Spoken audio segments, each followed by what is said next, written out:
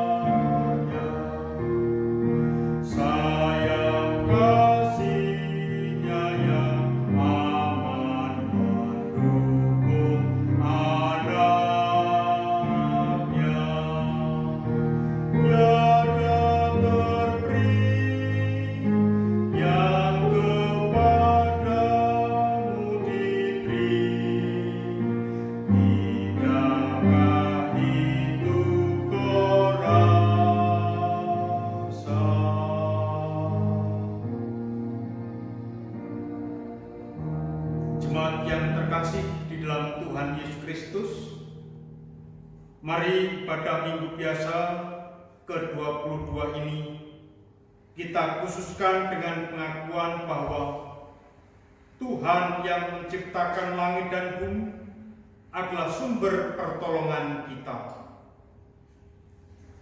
Kasih karunia dan damai sejahtera dari Allah Bapa kita dan Tuhan Yesus Kristus ada pada saudara sekalian.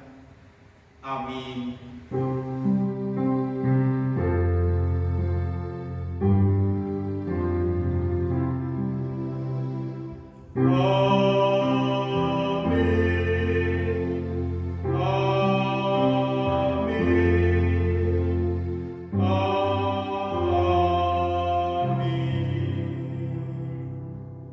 Jemaat dipersilakan duduk kembali.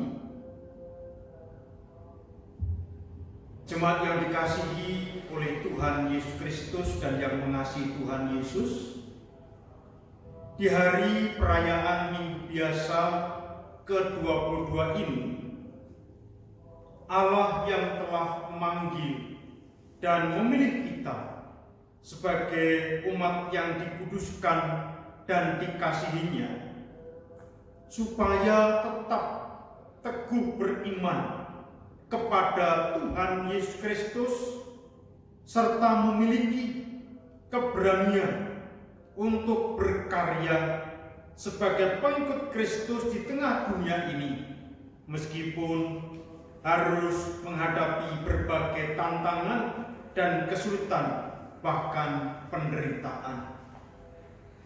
Untuk itu, mari kita ungkapkan kesetiaan kita kepada Tuhan Yesus Kristus untuk terus mengabdi kepadanya dengan menyanyikan Kidung Jemaat 376 bait 1 dan 2, Ikut Dikau Saja Tuhan.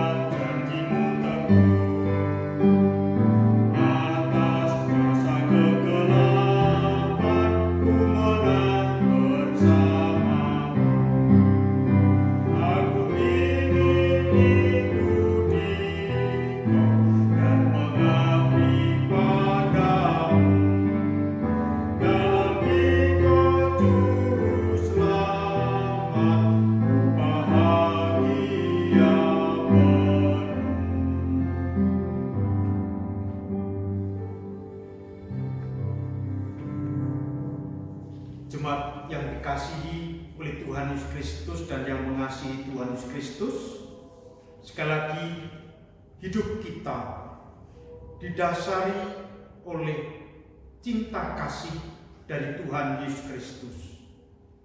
Maka sudah seharusnya kita pun hidup saling mengasihi. Seperti apa cinta kasih Tuhan Yesus? Maka pembacaan hukum kasih terambil dari Yohanes 13 ayat 34 dan 35 yang berbunyi demikian. Aku memberikan perintah baru kepadamu, yaitu supaya kamu saling mengasihi, sama seperti aku telah mengasihi kamu, demikian pula kamu harus saling mengasihi. Dengan demikian, semua orang akan tahu bahwa kamu adalah murid-muridku, yaitu jikalau kamu saling mengasihi.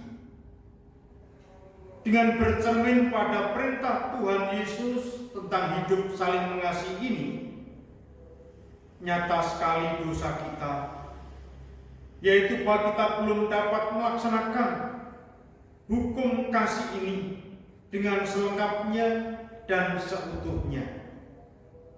Oleh sebab itu, marilah kita menyesali dosa kita seraya mohon pertolongan dan pengampunan Tuhan dengan menyanyikan kidung penyesalan dari Kidung Jemaat 27 bait 1 dan 2, meski tak layak diriku.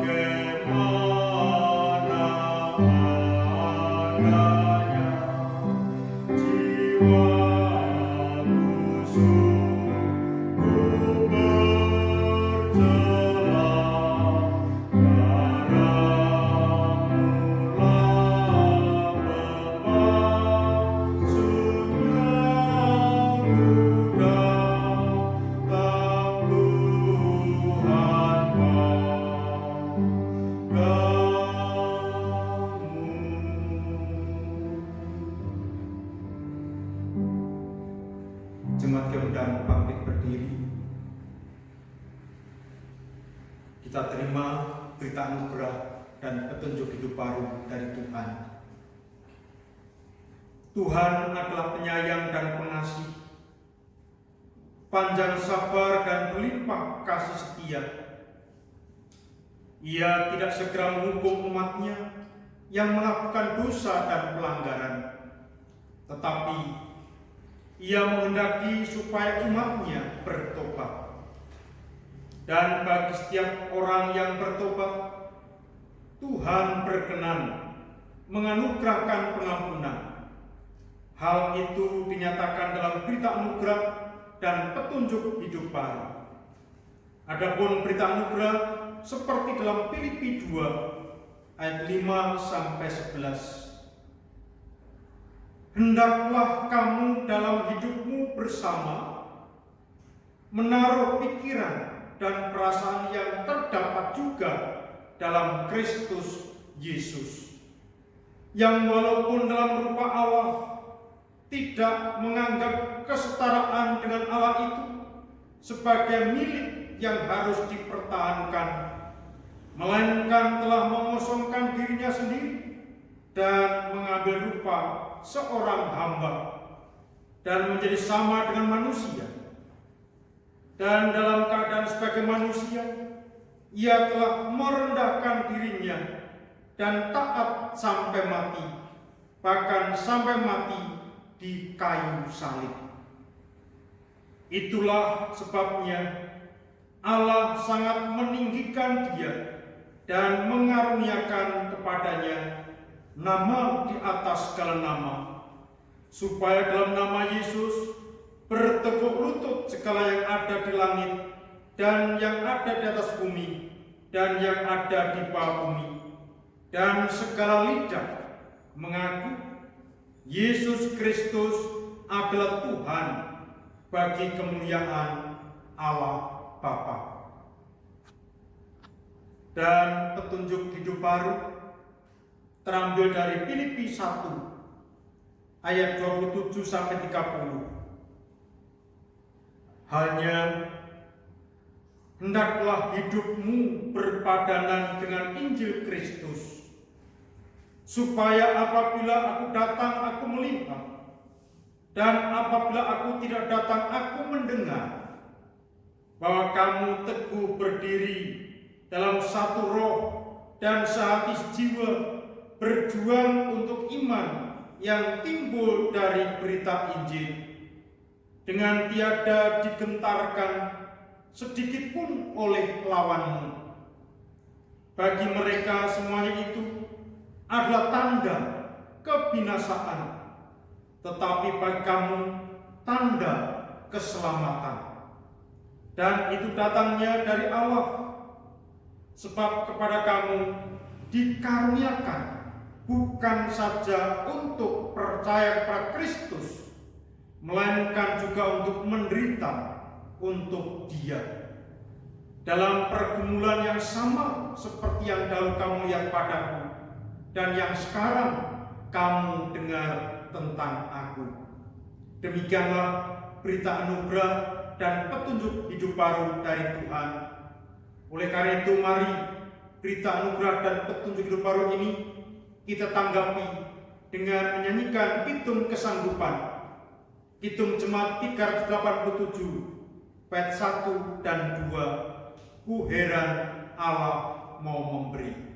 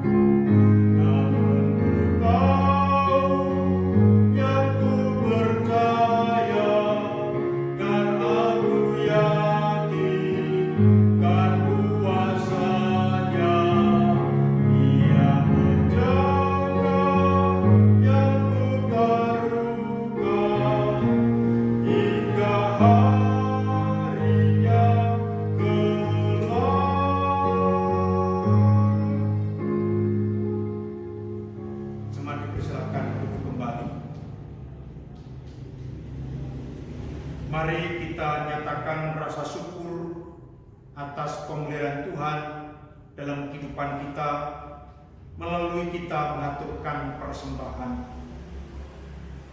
Firman yang mendasari persembahan kita terambil dari Filipi pasal 4 ayat 12 dan 13. Aku tahu apa itu kekurangan, dan aku tahu apa itu kelimpahan. Dalam segala hal dan dalam segala perkara, tidak ada sesuatu yang merupakan rahasia bagiku.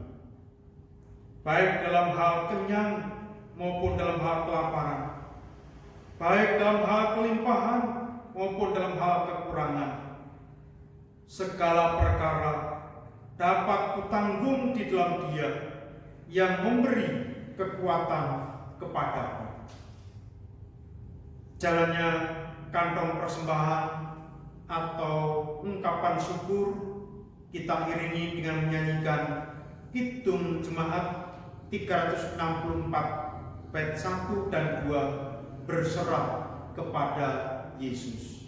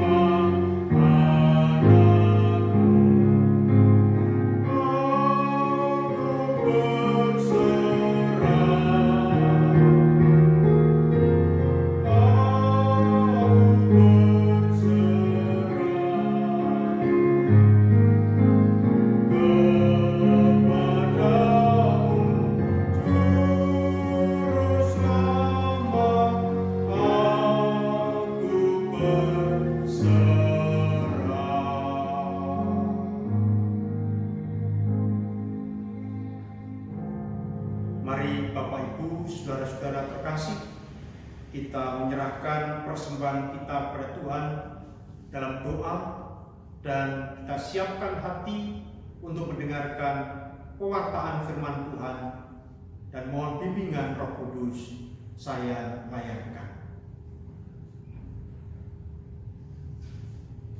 Kami masih dalam peribadatan di tengah keluarga karena masih dalam suasana pandemi COVID-19. Dan pada kesempatan ini Bapa di surga, melalui pekerjaan dan usaha yang Kau berikan kepada kami, sungguh berkat Tuhan terus mengalir. Bahkan kami tidak mampu menghitung berkat Tuhan itu. Maka sebagai ungkapan syukur atas pemeliharaan dan berkat Tuhan itu, kami mengaturkan persembahan. Engkau berkenan menerima persembahan kami, dan oleh kuasa dan berkat-Mu, persembahan ini boleh berguna bagi kemuliaan nama Tuhan dan terbangunnya kehidupan bergereja dalam hal pelayanan, persekutuan, dan kesaksian. Mampukan kami, ya Tuhan, untuk dapat mempersembahkan hidup dan kehidupan kami bagi kemuliaan nama Tuhan, dan hidup kami sungguh berkenan kepada Tuhan dan menjadi berkat bagi sesama kami. Dan selanjutnya Bapa di surga, kami juga rindu akan kebenaran firman-Mu. Ialah dengan firman-Mu itu kami diberi kekuatan dan penuh pengharapan, meskipun kami masih dalam pandemi COVID-19, kami tetap bersekutu dan menikmati indahnya kebersamaan dengan Engkau dimanapun kami berada. Maka Bapa, berfirmanlah, kami siap mendengarkan dan melakukan, dan bimbing kami, terangi kami dengan kuasa Roh Kudus-Mu, sehingga sabda-Mu sungguh termeterai dalam hati kami. Dalam nama Tuhan Yesus kami berdoa dan mengucap syukur. Amin. Bapak, Ibu, saudara-saudara yang terkasih dalam Tuhan Kristus, adapun pembacaan firman Tuhan untuk saat ini terambil dari Injil Matius pasal yang ke-16 ayat 21 sampai dengan 28. Ini salah satu bacaan leksionari pada minggu ini. Bacaan yang lain bisa dibaca dan dicermati seperti dalam warta gereja. Bapak, Ibu, saudara-saudara terkasih, firman Tuhan dalam Matius 16 ayat 21 sampai 28, demikian sabda Tuhan. Pemberitahuan pertama tentang penderitaan Yesus dan syarat-syarat mengikut Dia. Sejak waktu itu, Yesus mulai menyatakan kepada murid-muridnya bahwa Ia harus pergi ke Yerusalem dan menanggung banyak penderitaan dari pihak tua-tua, imam-imam kepala, dan ahli-ahli Taurat, lalu dibunuh dan dibangkitkan pada hari ketiga. Tetapi Petrus menarik Yesus ke samping dan menegur Dia, katanya, "Tuhan, kiranya Allah menjauhkan hal itu. Hal itu sekali-kali takkan menimpa Engkau." Maka Yesus berpaling dan berkata kepada Petrus, "Enyahlah iblis, engkau suatu batu sandungan bagiku, sebab engkau bukan memikirkan apa yang dipikirkan Allah, melainkan apa yang dipikirkan manusia." Lalu Yesus berkata kepada murid-muridnya, "Setiap orang yang mau mengikut Aku, ia harus menyangkal dirinya, memikul salibnya, dan mengikut Aku. Karena barang siapa mau menyelamatkan nyawanya, ia akan kehilangan nyawanya. Tetapi barang siapa kehilangan nyawanya karena Aku, ia akan memperolehnya. Apa gunanya seorang memperoleh seluruh dunia tetapi kehilangan nyawanya? Dan apakah yang dapat diberikannya sebagai ganti nyawanya? Sebab Anak Manusia akan datang dalam kemuliaan Bapanya, diiringi malaikat-malaikatnya. Pada waktu itu ia akan membalas setiap orang menurut perbuatannya. Aku berkata kepadamu, sesungguhnya di antara orang yang hadir di sini ada yang tidak akan mati sebelum mereka melihat Anak Manusia datang sebagai Raja dalam kerajaannya. Demikianlah Injil Yesus Kristus. Yang berbahagia ialah setiap orang yang mendengarkan firman Tuhan dan yang memeliharanya serta melakukannya dalam hidup sehari-hari. Haleluya. Amin.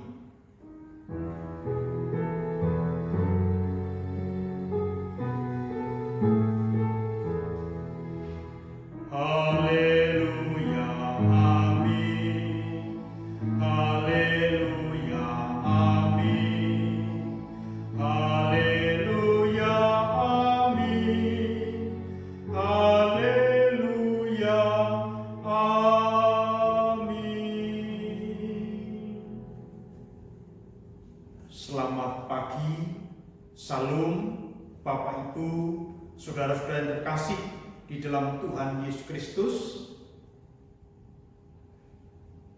Apa kabar? Saya yakin Bapak Ibu dalam kondisi sehat dan bahagia bersama dengan keluarga meskipun dalam kondisi pandemi COVID-19. Bersyukur hari ini kita masuki minggu biasa ke-22. Dan tema khotbah minggu biasa ke-22 ini adalah menjadi pengikut Yesus yang berani harus menyangkal diri dan memikul salib. Bapak Ibu saudara-saudara yang dikasihi oleh Tuhan Yesus Kristus, kita sebagai orang beriman tentu meyakini untuk apa Tuhan Yesus datang ke dunia. Ya, Tuhan Yesus datang ke dunia untuk memenuhi kehendak Bapa, untuk melaksanakan misi yang mulia, yaitu menyelamatkan manusia dari belenggu dosa, supaya manusia beroleh pelepasan dan bahkan jaminan hidup kekal di kerajaan surga. Sekali lagi, kehadiran Yesus ke dunia bertujuan untuk memberikan jaminan keselamatan kepada setiap orang yang percaya kepadanya, sehingga iman mereka, iman kita tidak sia-sia. Bapak Ibu saudara-saudara terkasih, dibandingkan kitab Injil yang lain di dalam Perjanjian Baru, Injil Matius secara khusus lebih banyak menyebutkan peristiwa dalam kehidupan Yesus sebagai penggenapan nubuatan yang sudah disampaikan dalam kitab Perjanjian Lama. Injil Matius ini yang menyebutkan atau menubuatkan gereja sebagai suatu wadah yang menjadi milik Yesus di kemudian hari. Salah satu tujuan Matius menulis Injil ini adalah untuk meyakinkan setiap orang bahwa Yesus adalah anak Allah dan Mesias yang dinubuatkan oleh para nabi dalam perjanjian lama, yang sudah lama dinantikan, dan untuk menunjukkan bahwa kerajaan Allah dinyatakan di dalam dan melalui Yesus Kristus dalam cara yang belum pernah terjadi sebelumnya.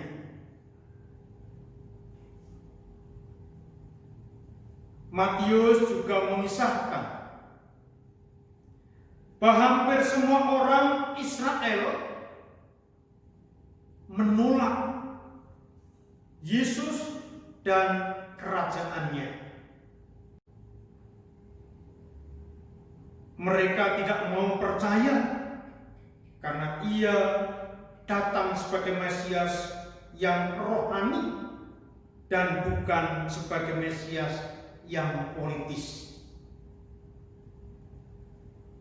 Dalam nats ini, Bapak Ibu Saudara-saudara terkasih, salah satu murid Tuhan Yesus, yaitu Petrus, juga menunjukkan kerinduan yang sama dengan kaumnya, yaitu kaum Yahudi yang memiliki pengharapan mesianik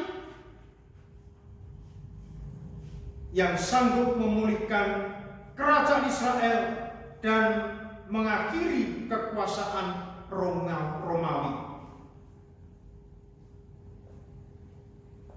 Itu yang di dalam pikiran, dalam konsep, dalam keyakinan Petrus.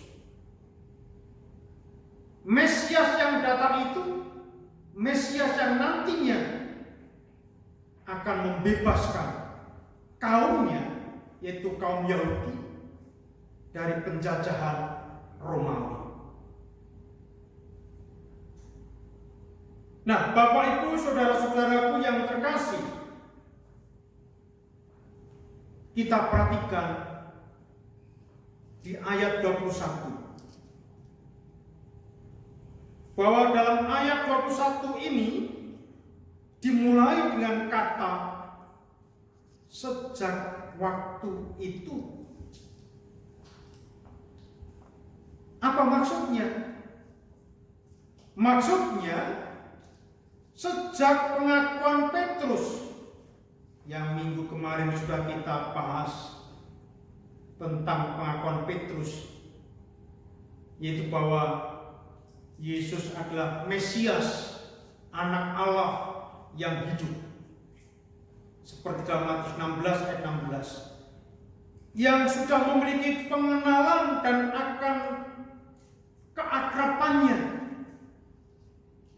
dengan diri Tuhan Yesus Kristus sebagai Mesias, anak Allah yang hidup. Maka Tuhan Yesus mulai menyatakan kepada mereka bahwa ia harus pergi ke Yerusalem untuk menyempurnakan tugas atau misinya sebagai Mesias. Jadi sejak saat itu, Matius 16 ayat 21, Tuhan Yesus sudah mulai mengajarkan, menyampaikan hal-hal yang di luar perkiraan para murid, yaitu bahwa Yesus harus menyempurnakan misinya ketika datang ke dunia ini sebagai Mesias.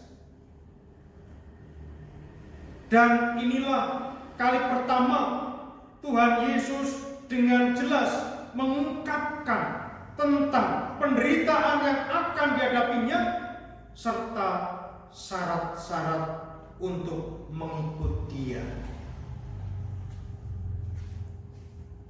Tuhan Yesus bernubuat berbicara tentang masa depannya sebagai Mesias, yaitu sebagai Mesias, sebagai anak manusia yang harus menerima siksaan, bahkan mati sebagai upah dosa manusia yang berdosa.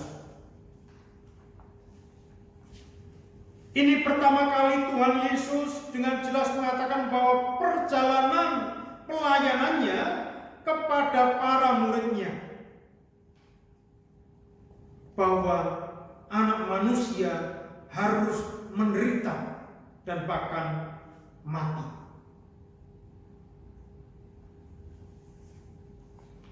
Tuhan Yesus sudah menganggap saatnya untuk mengajar lebih lanjut tentang kemesiasannya. Dan Ia mengatakan bahwa Mesias harus menderita dan mati. Tetapi ada penolakan. Penolakan dirinya justru datang dari orang-orang yang menyebut diri mereka sebagai bangsa atau umat pilihan Allah atau umat perjanjian, yaitu tua-tua, imam-imam kepala, dan ahli Taurat. Namun Tuhan Yesus tetap memastikan bahwa kematiannya bukan kematian yang kekal,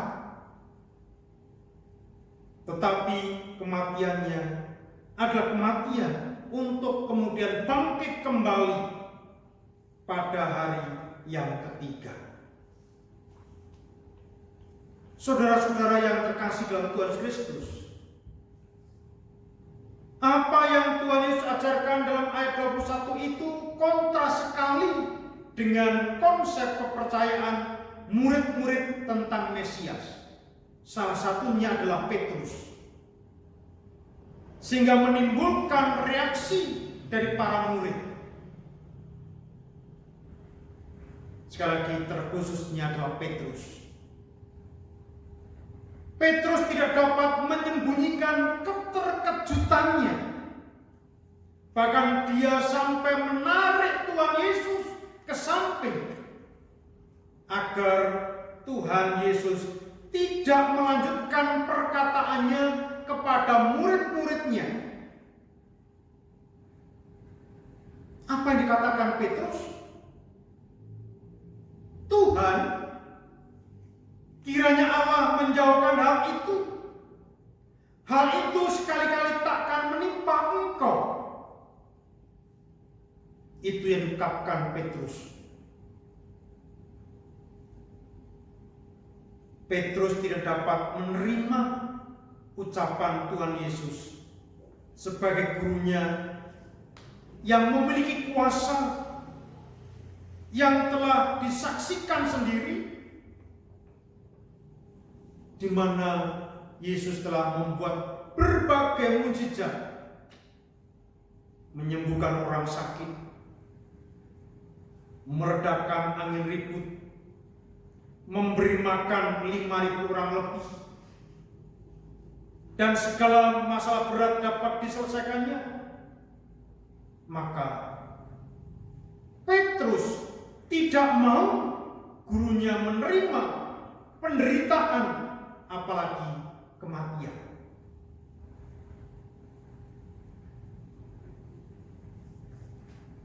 Mungkin Petrus berpikir bahwa perkataannya yang diungkapkan tadi akan menenangkan Tuhan Yesus, dan Tuhan Yesus kemudian mengubah pikirannya untuk tidak melanjutkan perjalanannya pergi ke Yerusalem. Harapannya demikian. Namun justru Tuhan Yesus merespon perkataan Petrus dengan apa? dengan marah. Tuhan Yesus memberikan ungkapan yang sangat tegas. Bagaimana ungkapan Yesus? Ketegasan Yesus itu, "Nyahlah iblis, engkau suatu batu sandungan bagiku, sebab engkau bukan memikirkan apa yang dipikirkan Allah, melainkan apa yang dipikirkan manusia." Perlu kita ketahui Bapak Ibu Saudara terkasih, bahwa kata-kata yang diucapkan Tuhan Yesus ini tidak ditujukan kepada setan atau iblis, tetapi ditujukan kepada Petrus.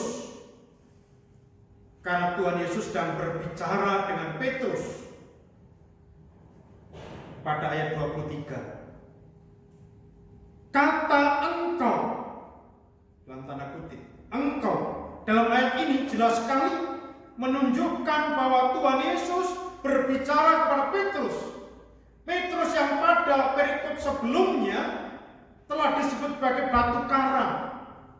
Bahkan di atas batu karang itulah Tuhan akan mendirikan gerejanya, mendirikan jemaatnya. Justru dalam perikop ini, Petrus oleh Tuhan Yesus disebut sebagai batu sandungan.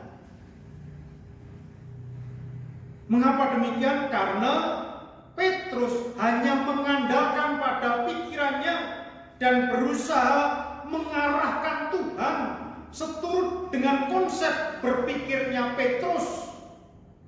Jadi Tuhan Yesus supaya menuruti kemauan Petrus. Petrus disebut demikian karena ia menghalangi Tuhan Yesus untuk melakukan misinya. Untuk itu Tuhan Yesus menyingkap rahasia mengikut dan berjalan di jalan keselamatan. Disebutkan di sini ada 3 syarat utama yang harus dilakukan oleh orang percaya untuk berjalan di jalan Tuhan. Apakah itu? Yang pertama, menyangkal diri.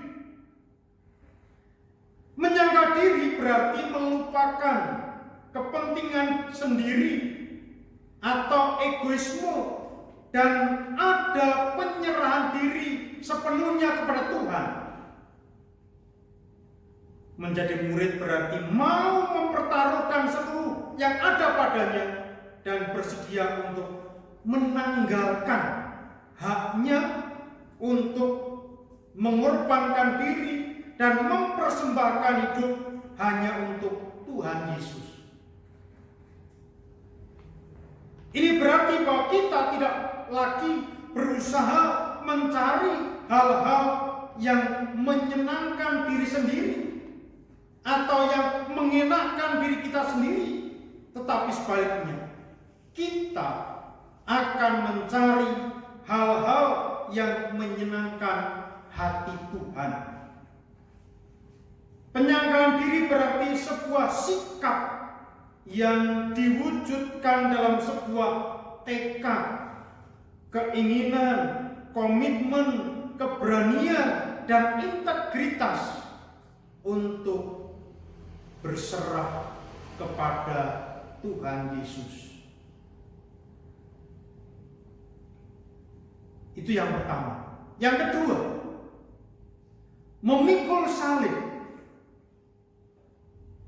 Salib melambangkan beban berat yang harus ditanggung dan dipikul oleh setiap pengikut Tuhan Yesus Kristus. Lalu apa beban berat itu?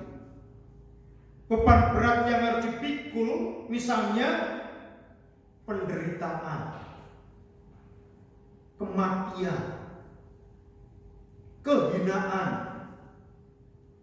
cemoohan, penolakan, dan perlakuan-perlakuan yang tidak menyenangkan lainnya karena iman kita kepada Kristus. Itu yang harus kita pikul. Memikul salib berarti berani menderita Kristus. Salib bukanlah seperti ember yang memiliki pegangan untuk memudahkan kita membawanya. Salib juga bukan seperti benda yang memiliki gagang yang bisa dipegang, tetapi salib hanya bisa dibawa dengan cara dipikul, seperti Tuhan Yesus sudah melakukannya pada saat menjalani hukuman menuju ke Bukit Golgota. Terseok-seok, jatuh bangun, memikul salib. Maka salib itu berupa penderitaan, penyakit, kemiskinan, kesusahan, disingkirkan, penolakan, dan perlakuan lain yang tidak menyenangkan karena kebenaran dan iman kita kepada Tuhan Yesus Kristus. Itu realita, dan itu yang harus kita tanggung dan kita pikul. Yang ketiga, mengikut Dia. Teladan yang Tuhan Yesus tunjukkan adalah Dia tidak hanya mengajar para pengikutnya untuk melakukan apa yang baik dan benar dengan kata-kata, namun lebih dahulu Ia pun melakukannya. Untuk itulah Tuhan Yesus mengajar setiap pengikutnya mau berjalan di jalur yang ditetapkan Tuhan Yesus. Ketika Dia mengatakan agar orang percaya menyangkal diri, maka Dia telah lebih dahulu menyangkal dirinya. Dalam Filipi 2 ayat 5-8 dalam berita anugerah tadi. Ketika Dia mengatakan agar orang percaya memikul salib, maka Dia telah terlebih dahulu memikul salib dan bahkan sampai mati. Mengikut Tuhan Yesus berarti tidak sebatas identitas yang tertera dalam KTP agama Kristen. Tidak. Namun harus mampu mewujudkan karakter kesejatian sebagai orang Kristen, yaitu yang teguh beriman, setia, hidup dalam kasih, rela berkorban dengan berlandaskan kasih dan iman. Oleh karena itu, hal penting yang patut kita ikuti dari Tuhan Yesus adalah ketaatan dalam beribadah, ketekunan dalam berdoa, tidak jemu-jemu. Kemudian juga mau menerima siapapun Dia dan mengasihinya dengan senang hati. Kemudian juga menolak orang-orang yang menghujat Tuhan dan mendoakannya. Demikian pula Ia taat kepada Bapa. Hendaknya kita pun taat kepada Bapa, karena kita juga sebagai anak-anak Allah. Dan kemudian Bapak Ibu Saudara terkasih, pada ayat 25 Tuhan Yesus menjelaskan orang yang mau mengikut Dia dan yang berusaha menghindar dari jalannya. Ayat ini diucapkan Tuhan Yesus untuk orang yang tidak mau menyangkal diri, tetapi sebaliknya hidup untuk diri sendiri. Yang mau menyelamatkan nyawanya justru akan kehilangan nyawa. Kata-kata ini lebih hidup atau berarti untuk orang-orang Kristen abad 1-3 yang menghadapi penganiayaan, tetapi juga ternyata masih relevan sampai pada zaman sekarang ini, di mana banyak umat beriman pun menghadapi berbagai penganiayaan. Menyelamatkan nyawa berarti yang menghadapi berbagai pencobaan, menghadapi kesulitan, tapi ia masih mau dan terus menyelamatkan nyawanya, itu berarti mencari aman, tidak mau berkorban bagi Kristus. Ini jelas merupakan orang yang tidak cinta pada Tuhan. Tidak ada cinta tanpa pengorbanan. Kehilangan nyawa sebagai wujud cinta kasih kepada Kristus justru merupakan bagian dari jalan untuk memperoleh hidup yang kekal. Sebaliknya, orang yang mempertahankan nyawanya untuk kesenangannya dan mengejar segala yang ada di dunia ini justru sedang berjalan dalam kekelaman. Inilah yang Tuhan Yesus katakan dalam Matius 19 ayat 24. Sekali lagi aku berkata kepadamu, lebih mudah seekor unta masuk melalui lubang jarum daripada seorang kaya masuk ke dalam kerajaan Allah. Kemudian juga pada ayat 27 menjadi penegasan kepada para muridnya bahwa dia bukanlah sebatas Mesias yang ada dalam konsep berpikir mereka. Kedatangannya saat itu adalah untuk membebaskan manusia dari belenggu dosa dan kuasa iblis. Sementara penghakiman akan terjadi ketika ia telah datang untuk yang kedua kalinya dalam kemuliaan Bapanya yang di surga bersama dengan para malaikatnya. Dan saat itulah manusia akan diadilinya seturut dengan perbuatannya. Sementara dalam ayat 28 dijelaskan berbeda dari ayat 27 bahwa ayat ini berbicara tentang peristiwa yang akan terjadi 6 hari kemudian di puncak gunung yang tinggi, gunung di mana Tuhan Yesus dimuliakan. Dalam peristiwa itu Tuhan Yesus akan mengalami transfigurasi, berubah-ubah. Matius 17 ayat 20 ayat yang kedua. Tuhan Yesus memastikan hingga nantinya Tuhan Yesus dimuliakan, tidak satupun seorang yang ada pada bersamanya mengalami kematian. Hal ini memang terbukti bahwa Yudas yang mengkhianati Tuhan Yesus baru mengalami kematian beberapa hari setelah peristiwa Tuhan Yesus dimuliakan di atas gunung itu. Dan akhirnya setelah kita menggumuli sabda Tuhan hari ini, ada hal-hal yang menarik untuk kita terapkan dalam hidup kita sebagai orang yang beriman kepada Tuhan Yesus Kristus. Yang pertama, kita melihat mengapa Petrus gagal tentang memahami kemesiasan Tuhan Yesus, karena mereka hanya memikirkan dan menuruti kehendaknya sendiri. Maka kita sebagai orang beriman, kita harus berbuat sesuai dengan kehendak Tuhan dan mau diatur oleh Tuhan, bukannya kita malah mengatur Tuhan seperti yang dimau oleh Petrus tadi. Kita harus memposisikan diri dan pikiran kita di bawah otoritas Tuhan Yesus Kristus.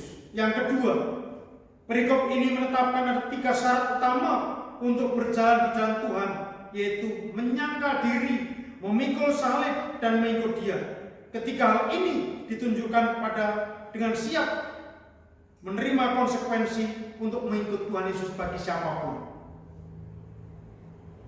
Ketika salib itu diletakkan di bawah kita untuk kita pikul, itu artinya kita harus siap menanggung konsekuensinya.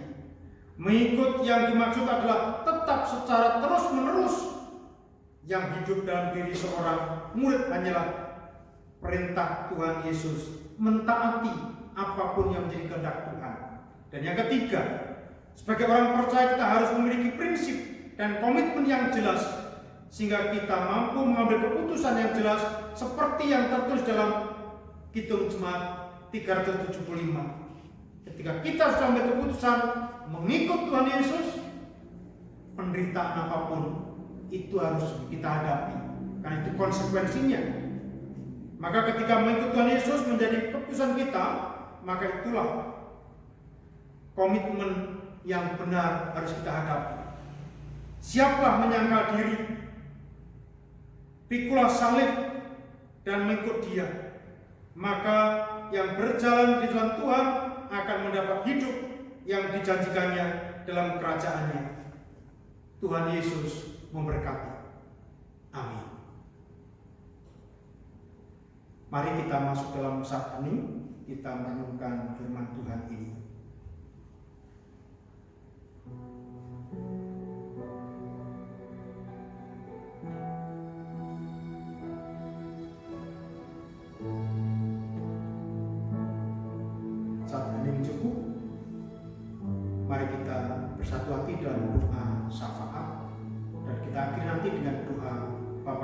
bersama. Tuhan, terima kasih. Sabda-Mu saat ini menyadarkan kami akan keputusan kami mengikut Tuhan Yesus harus berani menyangkal diri, memikul salib, dan meneladani peri kehidupan Kristus, yaitu mau berkorban, mengasihi dengan tulus, serta menerima siapapun dengan penuh kasih. Bapa, terima kasih sabda-Mu hari ini. Ampuni kami bila kami seringkali hanya mencari pemuasan diri. Kami masih berpikir seperti Petrus, supaya kami bisa mengatur Tuhan, tetapi ampunlah kami, dan biarlah kehendak-Mu, dan biarlah kami berada di bawah otoritas-Mu, dan semua perintah-Mu lah, kehendak-Mu lah yang terjadi atas hidup kami. Dan kami mampukan supaya kami memang berani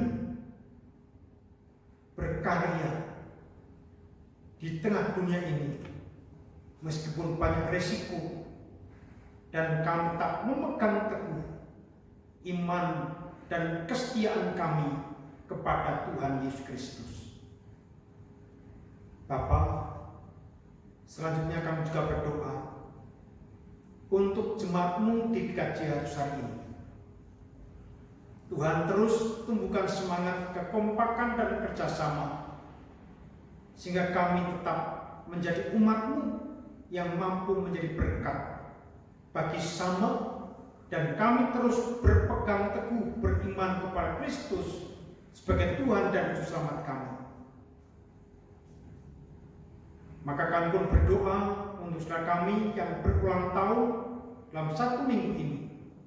Berikan mereka berkat, kesehatan, panjang umur, dan juga tetap setia beriman teguh kepadamu.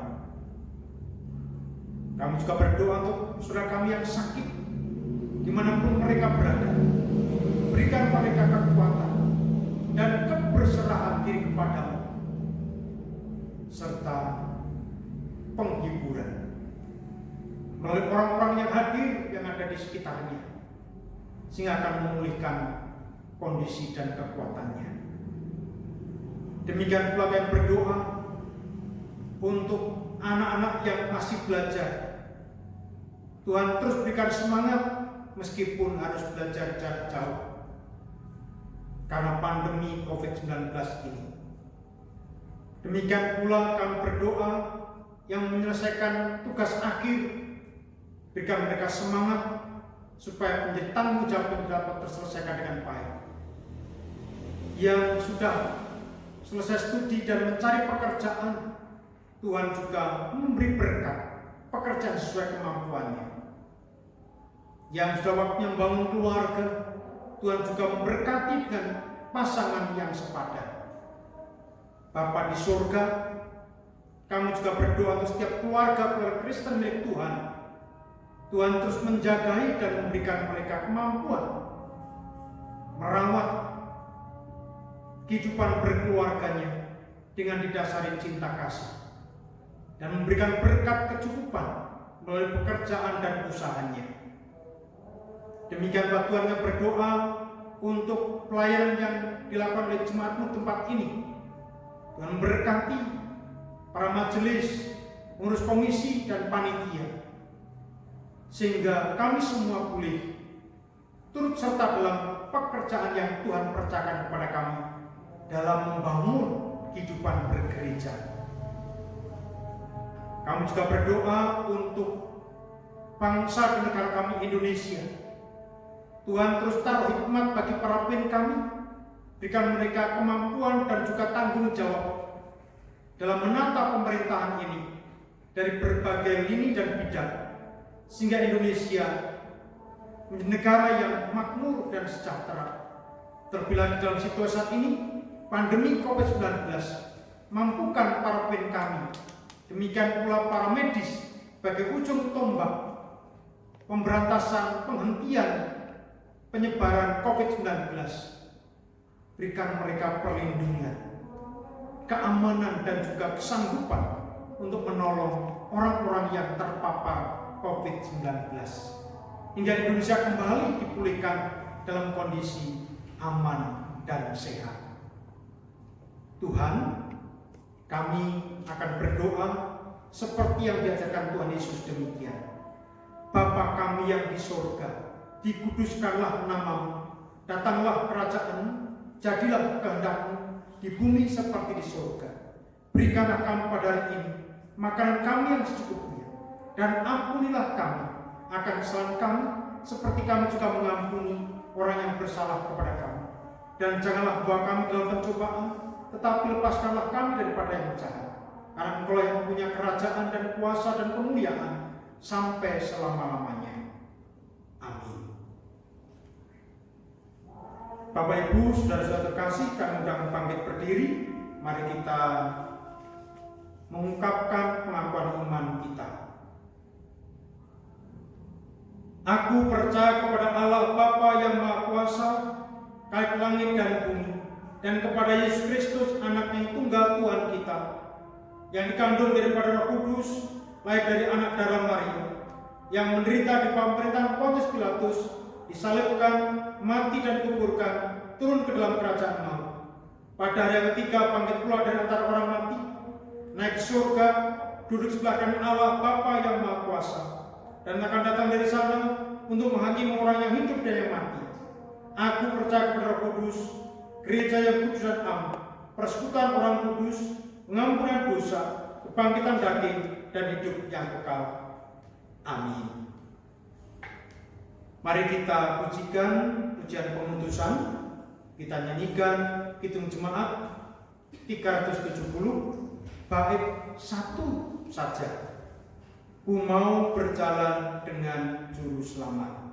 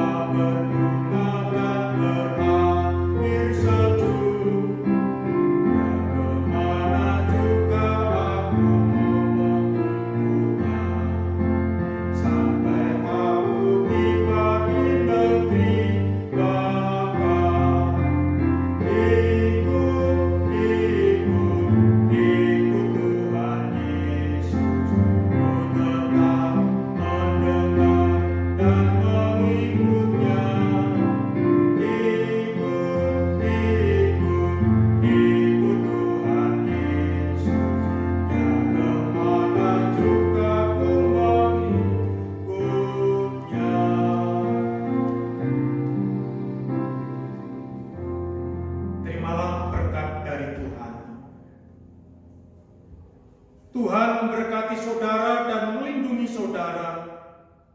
Tuhan menyinari saudara dengan wajah-Nya dan memberi saudara kasih karunia. Tuhan menghadapkan wajah-Nya kepada saudara dan memberi saudara damai sejahtera. Amin. Kita nyanyikan nyanyian penutup Kidung Jemaat 375, bait yang pertama kita nyanyikan 2 kali. Saya mau ikut Yesus.